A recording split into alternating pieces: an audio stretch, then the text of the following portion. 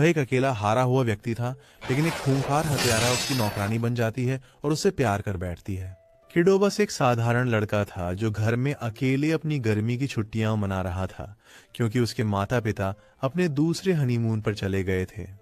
वह दिन भर अपने कमरे में बैठकर द्विआयामी वाइफू पर ध्यान लगाए रहता और उसने अपने घर को कूड़ेदान बना दिया था। एक सुबह जब वह देर तक सो रहा होता है, कोई दरवाजे की घंटी बजाता है और जब वह दरवाजे पर जाता है, उसकी सुरक्षा कैमरा एक सुंदर लड़की दिखाता है जो नौकरानी की नौकरी मांगने के लिए आई है। कुछ नहीं समझ पाने के कारण हितो लड़की को अंदर आमंत्रित करता है और फिर उससे पूछता है कि क्या उसके पास कोई काम का अनुभव है।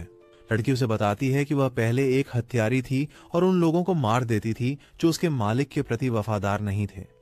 हिदो चौंक जाता है और फिर लड़की उसे बताती है कि उसके मालिक ने उसे हिदो की सेवा करने के लिए भेजा है।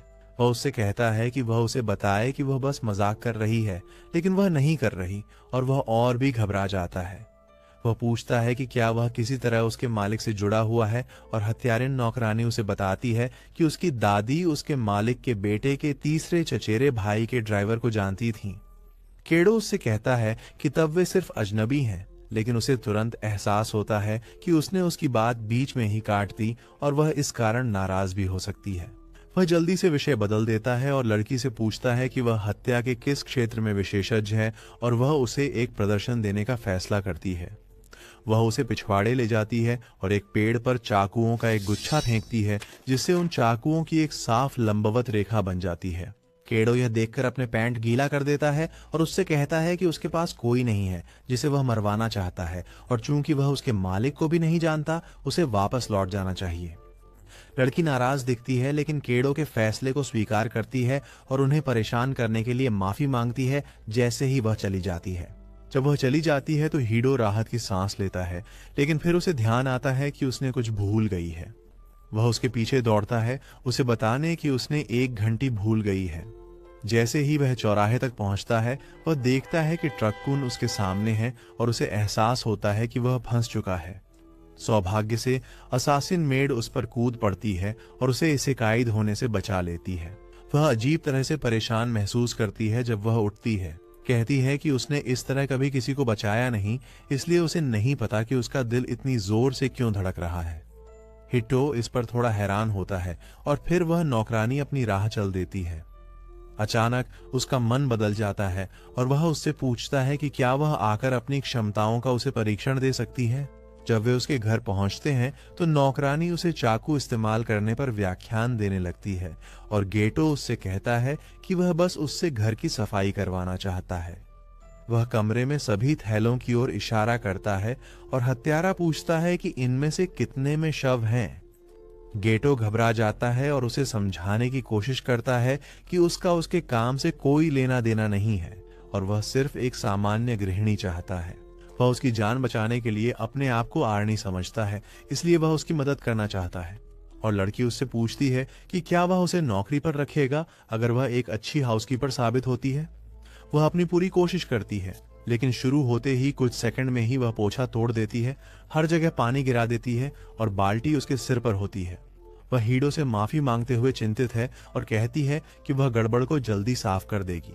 हालांकि वह बस गीले फर्श पर फिसल जाती है, लेकिन इससे पहले कि हिदो उसे पकड़ने के लिए कुछ कर सके, वह अपने कलाबाजी कौशल दिखाती है और एकदम सही लैंडिंग करती है। उसकी परफेक्ट लैंडिंग बिगड़ जाती है जब बाल्टी फिर से उसके सिर पर आ गिरती है और हिडो उससे पूछता है क्या वह हमेशा इतनी बेढंगी रहती है। वह इससे उदास हो जाती है और माफी मांगती है, क्योंकि उसे सच में मारने के अलावा कुछ भी नहीं आता। वह कहती है कि अगर हिडो अब उसे नौकरी पर नहीं रखना चाहता तो वह समझ जाएगी, लेकिन वह सिर्फ उसके सिर से बाल्टी हटा देता है और उसे एक तौलिया देता है, कहते हुए कि वह हमेशा नई चीजें सीख सकती है। वह उसे सिखाते हुए घर की सफाई में मदद करता है और जल्द ही वे इसे चमका देते हैं। हिदो को भूख लगने लगती है, लेकिन उसकी नई नौकरानी खाना भी नहीं बना सकती, इसलिए वह इसमें भी उसकी मदद करने का फैसला करता है। वह सब्जियों को काटने का काम लेती है और कुछ ही सेकंड में अपनी बेहतरीन चाकू की कौशल का उपयोग करते हुए बंद गोभी को काट देती है। हिडो फिर कुछ पोर्क कटलेट्स बाहर लाते हैं जो उन्होंने पहले खरीदे थे और लड़की को यह भी नहीं पता कि वे क्या हैं। वह कहती है कि उसने कभी खाने के स्वाद की परवाह नहीं की, क्योंकि यह केवल पोषण के लिए आवश्यक है और हीडो को यह व्यक्तिगत रूप से लगता है। वह स्थानीय दुकान से लाए गए पोर्क कटलेट्स का विज्ञापन करना शुरू करता है, लेकिन नौकरानी की प्रतिक्रिया फिर भी उदासीन रहती है। हिडो निराश नहीं होता और सोचता है कि जब वह कटलेट का स्वाद चखेगी तो उसकी प्रतिक्रिया बदल जाएगी। अचानक उसे एहसास होता है कि उसने अभी तक उसका नाम नहीं पूछा है। नौकरानी उसे बताती है कि उसका कोई नाम नहीं है और उसके नियोक्ता होने के नाते हिडो को उसे जो भी बुलाना है वह बुला सकता है। वह इस बारे में सोचता है लेकिन कुछ भी नहीं सोचता, इसलिए वह उसे फिलहाल नौकरानी बुलाने का फैसला करता है। वह खाना परोसता है और जब वे खाने लगते हैं तो वह बेकरार होकर नौकरानी की प्रतिक्रिया का इंतजार करता है। हालांकि उसे इसके स्वाद में कुछ खास महसूस नहीं होता, लेकिन उसे इसमें एक ऐसा गर्माहट महसूस होती है जो उसने पहले कभी नहीं महसूस की, और वह उसे बताती है कि यह स्वादिष्ट है। हालांकि जब हीडो उससे कहता है कि इसे एक विशेष सॉस के साथ आजमाए जो 90% एमएसजी के जैसा है, तो वह इसके स्वाद से अभिभूत हो जाती है। बाद में उस रात केइतो एक भयानक सपने में अपनी माँ के उसे छोड़ने का सपना देखकर रोते हुए जागता है, जो उसे अक्सर आता है। वह अचानक भूख महसूस करने लगता है, इसलिए वह रसोई में नूडल्स लेने का निर्णय लेता है। लेकिन उसके आश्चर्य की बात यह है कि वहां पहले से ही कोई मौजूद है। उसे डर है कि हत्यारी नौकरानी वास्तव में उसे मारने की कोशिश कर रही है ताकि वह अपनी सतर्कता खो दे, इसलिए वह घबराते हुए रसोई के अंदर झांकता है। वह नौकरानी को वहां उसके चेहरे पर लाल धब्बा लिए हुए देखता है और घबरा जाता है, लेकिन जब वह हाथ में सॉस की बोतल लेकर मुड़ती है तो उसे राहत महसूस होती है। मेड घबरा जाती है, लेकिन वह उसे आराम करने के लिए कहता है, क्योंकि वह समझता है कि आधी रात की भूख कैसी होती है। वह कुछ बचा हुआ खाना और कप नूडल्स उनके आधी रात के नाश्ते के लिए तैयार करता है, और खाने के बाद मेड हिटो से पूछती है कि क्या उसे अभी कोई बुरा सपना आया था। वह कहती है कि जब वह रसोई की ओर जा रही थी, उसने उसके कमरे से कराहने की आवाज सुनी, और यह सोचकर कि कोई उस पर हमला कर रहा है, वह चुपके से अंदर गई, जहां उसने पाया कि वह सोते समय रो रहा था। हिडो यह सुनकर शर्मिंदा होता है और फिर नौकरानी कहती है कि वह अपनी माँ का नाम कई बार पुकार रहा था। फिर नौकरानी उसे अपने सपने के बारे में बताती है, जिसमें एक बड़ी सी सॉस की बोतल थी जो उसे बात कर रही थी, लेकिन जब वह उसे चाटने के लिए आगे बढ़ी तो वह गायब हो गई। हिडो यह सुनकर अचंभित हो जाता है और फिर नौकरानी उसे बताती है कि यह उसके लिए एक नया अनुभव था, क्योंकि अभी तक उसके सारे सपने मारने या मारे जाने के बारे में थे। इसलिए उसे दुख है कि हिडो ने एक बुरा सपना देखा और उसे नहीं पता था कि उसे कैसे सांत्वना दे। हितो उसे बताता है कि यह कोई बड़ी बात नहीं थी, क्योंकि जब से उसकी माँ परिवार छोड़कर गई है, वह अक्सर उसके दूर जाने के सपने देखता है। वह कहता है कि बचपन में जब भी उसे बुरे सपने आते थे, वह अपनी माँ की गोद में सो जाता था और नौकरानी तुरंत अपने मोटे जांघों को उसका तकिया बनाने की पेशकश करती है। केइटो घबरा जाता है और कहता है कि वह अब बच्चा नहीं है और वह समझता है कि वह किसी की भी गोद में नहीं सो सकता। यह अचानक नौकरानी को खाली और बेकार महसूस कराता है और वह अपने पिछले नियोक्ता के शब्दों के बारे में सोचने लगती है, जिन्होंने उससे कहा था कि वह केवल मारने के लिए ही अच्छी है। वह ठंडक महसूस करने लगती है जब अचानक हिडो उसके गोद में सिर रख देता है। नौकरानी को गर्मी महसूस होने लगती है और वह उसे कहती है कि वह जितनी देर चाहे उसकी गोद में सो सकता है। अगले दिन नौकरानी कचरे को छोटा करने के लिए काटने लगती है और हिडो प्रभावित होता है। जब वह बाहर कचरा फेंकने जाता है तो उसे दरवाजे पर एक पिल्ला मिलता है, जिसे कोई उसके देखभाल के लिए छोड़ गया है। केइटो नाराज है क्योंकि वह सोचता है कि क्या उसका घर किसी प्रकार का अनाथालय है जो हर प्रजाति के आवारा जानवरों को अपनाता है। जब नौकरानी को डिब्बे में एक नोट मिलता है, उसमें लिखा होता है कि कुत्ते के मालिक ने इसे यह सोचकर खरीदा था कि यह एक छोटी नस्ल का होगा, लेकिन यह वास्तव में एक बड़ी नस्ल का है और उसके पास इसे पालने के लिए न तो पैसे थे और न ही समय। इसलिए उसने पिल्ले को पड़ोस के सबसे अमीर दिखने वाले घर के सामने छोड़ दिया है और अब उम्मीद करता है कि जो व्यक्ति कुत्ते को पाएगा वह इसे पाले। किडो परेशान है, लेकिन फिर भी वह कुत्ते को गोद लेने का फैसला करता है, क्योंकि वह बाहर की गर्मी में जीवित नहीं रह पाएगा। मालिक के शब्दों से नौकरानी को कुछ गहरा आघात याद आ जाता है और वह बताती है कि बिना सोच विचार के किसी की जान बचाना हमेशा अच्छी बात नहीं होती और जो लोग दूसरों द्वारा छोड़ दिए जाते हैं उन्हें खुद जीने के लिए मजबूत बनना चाहिए। वह हितो से कहती है कि अगर वह कुत्ते के प्रति सहानुभूति दिखाता है तो उसे भविष्य में अपने निर्णय पर पछतावा हो सकता है। हिडो बस जवाब देते हैं कि वह ऐसी चीजों के बारे में बहुत दार्शनिक नहीं होते। वह पिल्ले को अपनी बाहों में उठाते हैं और नौकरानी से पूछते हैं कि क्या उन्होंने उसे कल सहानुभूति से बचाया या यह सिर्फ किसी की जान बचाने का उनका स्वभाव था। वह कहते हैं कि जिनको वे बचा सकते हैं उन्हें बचाना मनुष्य का स्वभाव होता है, और फिर पिल्ले को अंदर ले जाते हैं। हितो को पिल्ला बहुत प्यारा और मुलायम लगता है और वह नौकरानी से पूछता है कि क्या वह भी इसे पकड़ना चाहती है। वह कहती है कि नहीं और हट जाती है जैसे ही हितो पिल्ले को उसकी ओर ले जाता है। हितो उससे पूछता है कि क्या वह कुत्तों से डरती है, और वह शर्मिंदा हो जाती है और स्वीकार करती है कि वह उनसे थोड़ी डरती है। हालांकि वह जोड़ती है कि अगर हितो उसे आदेश देता है कि उसे पिल्ले को पकड़ना और उसके साथ खेलना है तो वह अपने डर के बावजूद उसका आदेश मानेगी।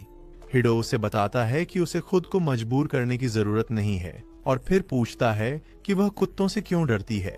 नौकरानी उसे बताती है कि जब उसका मालिक उसे हत्यारा बनाना सिखा रहा था तो उसने उसे जंगली कुत्तों के साथ जंगल में छोड़ दिया था और इसने उसे जीवन भर का आघात दे दिया।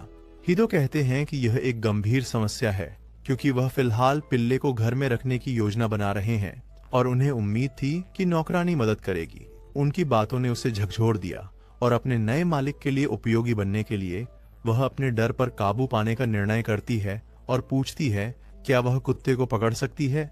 हिडो उसे पिल्ले को पकड़ने देता है और नौकरानी उस पुराने नोकिया फोन की तरह कांपने लगती है, जबकि पिल्ला उसकी बाहों में आराम करता है। वह उससे पूछता है कि उसे वास्तव में किससे डर लग रहा है और वह कहती है कि उसके तेज पंजे और दांत हैं, लेकिन हिडो कहता है कि कुत्ता काफी प्यारा और मासूम दिखता है। अचानक वह नौकरानी की उंगली को चबाने लगता है और वह इतनी डर जाती है कि लगभग कुत्ते को खिड़की से बाहर फेंक देती है। सौभाग्य से हिडो उसे रोक लेता है और कुत्ते को ले लेता है, जबकि नौकरानी जमीन पर सांस संभालती है। कुत्ता हिडो की उंगलियों को भी काटने लगता है और उसे एहसास होता है कि उसके दांतों में खुजली हो रही है, इसलिए वह उसे पास की एक पालतू पशु दुकान में ले जाता है ताकि उसे जांचा जा सके और कुछ आवश्यक सामान खरीदा जा सके। जब वे बाद में घर लौटते हैं तो हिडो नौकरानी का खरीदारी में मदद करने के लिए धन्यवाद करता है। वह अचानक जवाब देती है कि उसने कभी किसी को हिडो जितना दयालु नहीं देखा क्योंकि हिडो के आदेश कुछ ऐसे होते हैं जिनकी वह आदी नहीं है। उसकी पिछला काम लोगों को मारने का था और विफलता कोई विकल्प नहीं था। हालांकि हिडो ने उसके लगभग हर चीज गलत करने के बावजूद उसके साथ दयालुता दिखाई है। वह उससे पूछती है कि वह उसके लिए अधिक उपयोगी कैसे बन सकती है और क्या वह उसके साथ रहने के योग्य है। इससे पहले कि हिडो जवाब दे सके, पिल्ला भागने लगता है, लेकिन वह उसे पकड़ लेता है और फिर नौकरानी से कहता है कि उसे हत्यारा बनना छोड़कर एक सामान्य लड़की की तरह जीना चाहती होगी। वह कहता है कि यह उसका अवसर है, इसलिए उसे इसके बारे में ज्यादा नहीं सोचना चाहिए। नौकरानी अचानक महसूस करती है कि जब तक उसने एक हत्यारे के रूप में काम किया, उसने कभी वास्तव में नौकरी छोड़ने के बारे में नहीं सोचा। दूसरों को मारना उसके अस्तित्व का एकमात्र कारण था और उसने सोचा कि अगर वह ऐसा करना छोड़ देगी तो वह बेकार हो जाएगी। अचानक हिडो उसे अद्भुत सूर्यास्त देखने के लिए कहता है और वह उसके पास जाती है, यह सोचते हुए कि अगर वह उसके साथ रहती है तो शायद वह यह जान और समझ सकती है कि वह वास्तव में क्या चाहती है। फिर हिडो उसे बताता है कि जब वह पहली बार उसके घर आई थी तो वह वास्तव में डर गया था क्योंकि उसने पहले कभी असली जीवन में हथियारों को नहीं देखा था। हालांकि उसे जानने के बाद उसने यह महसूस किया कि वह दिल से एक अच्छी इंसान है। ये सुनकर कि वह एक अच्छा व्यक्ति है, वह हत्यारा उस समय को याद करती है जब वह एक सामान्य लड़की थी और उसके माता पिता उसकी तारीफ करते थे। वह अचानक हिडो से पूछती है कि वह फिर से एक सामान्य लड़की कैसे बन सकती है और उसकी पहली सलाह उसके असफलताओं के बारे में होती है। वह कहता है कि चूंकि वह जो कुछ भी करने के लिए कहता है वह उसके लिए नया है, इसलिए यह सामान्य है कि वह असफल होगी, इसलिए उसे इन असफलताओं को खुद पर बोझ नहीं बनने देना चाहिए। बाद में नौकरानी रात के खाने की तैयारी करने लगती है और गोभी को एक सामान्य व्यक्ति की तरह काटती है। वह सोचती है कि चीजें सामान्य रूप से करना बहुत आसान है और इसके लिए गहन ध्यान की आवश्यकता नहीं होती, और फिर रात के खाने के बारे में सोचने लगती है। अचानक पिल्ला उसके पास आता है और उसके पैर से रगड़ने लगता है। नौकरानी डर जाती है और चाकू को पिल्ले की ओर आसन्न हो उठाती है, यह सोचकर कि वह पीछे से उस पर हमला करने की कोशिश कर रहा था। हालांकि जब वह उसे कांपते और गिरते हुए देखती है तो उसे एहसास होता है कि वह बस भूखा था। वह पिल्ले को खाना खिलाती है और अपने डर को दूर करने के लिए उसे छूने की कोशिश करती है, लेकिन तभी हीडो कमरे में प्रवेश करता है और उसे चौंका देता है। वह नौकरानी द्वारा कुत्ते को खाना खिलाने से प्रभावित होता है और उसका धन्यवाद करता है। फिर वह पिल्ले को सहलाने लगता है और क्योंकि उसके पास बहुत मुलायम फर है, वह उसका नाम मोची रखने का फैसला करता है। सभी को यह नाम पसंद आता है और फिर हीडो नौकरानी को बिना किसी कारण भाव व्यक्त करके बताता है कि वह अपने काम में बेहतर हो गई है। वह इस सराहना से बहुत प्रभावित होती है और अगर वह व्यस्त है तो पिल्ले की देखभाल की पेशकश करती है। हीडो उसकी फोबिया को लेकर चिंतित है, लेकिन नौकरानी उससे कहती है कि वह सामान्य बनना चाहती है और इसके लिए उसे पहले अपने डर को जीतना होगा। हीडो उसकी दृढ़ता से प्रभावित होता है और वह उसे मार्गदर्शन करता है। जब वह मैकिएक को सहलाती है और फिर उसे अपनी बाहों में पकड़ती है, वह उसके पेट को सहलाती है और महसूस करती है कि उसका डर अनुचित था और पिल्ला वास्तव में बहुत सधा हुआ है। उसके बाद वे रात के खाने के लिए बैठते हैं और नौकरानी फिर से सॉस के प्यार में गिर जाती है।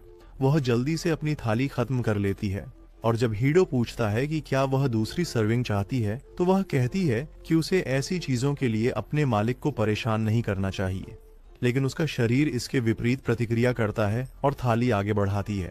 हीडो उसे कहता है कि वह हमेशा इतना झिझकना बंद कर दे और अगर उसे कुछ चाहिए तो बेझिझक कहे। मेड तुरंत इस मौके का फायदा उठाती है और उससे उसका नाम रखने के लिए कहती है। गेटो नाम चुनने से पहले उससे कुछ सामान्य सवाल पूछने लगता है। वह उसके जन्मदिन के बारे में पूछता है और उसे अपने जन्मदिन के बारे में केवल इतना पता है कि उस दिन बहुत जोर से बर्फ गिर रही थी। गेटो उसका नाम युकी रखने का फैसला करता है, जिसका मतलब बर्फ होता है, लेकिन यह नाम लड़की के लिए दर्दनाक यादें वापस ले आता है। उसके पिछले मालिक ने भी उसे इसी कारण से युकी बुलाया था, क्योंकि वह बर्फ की तरह ठंडी थी।